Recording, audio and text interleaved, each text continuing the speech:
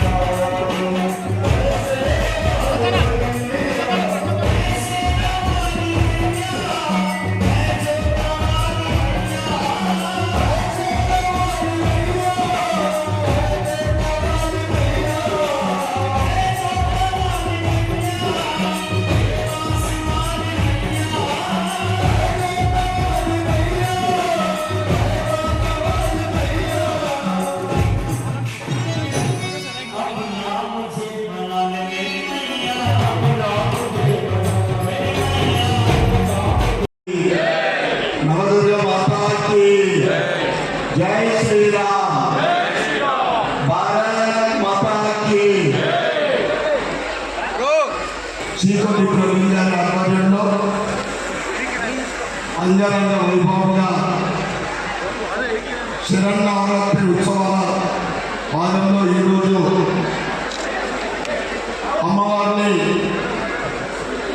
వేలాది మంది భక్తుల మధ్యన జరుపుకోవడము ఈరోజు కార్యక్రమానికి ముఖ్య అతిథిగా విచ్చేసిన పెద్దలు గౌరవనీయులు డాక్టర్ లక్ష్మణ్ గారు, ఎంపీ రాజ్యసభ సభ్యులు లక్ష్మణ్ గారు మా తల్లికి గురువు గారు కాదు, నాకు కూడా గురువు గారు.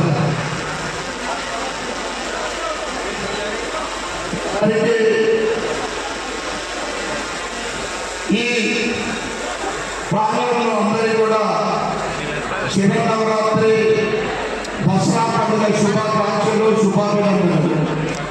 మరియు మా మహిళా సోదరు వాళ్ళందరికీ కూడా బతుకమ్మ పండుగ శుభాకాంక్షలు. చెడు మీద మంచి సాధించిన రోజే విజయదశమి.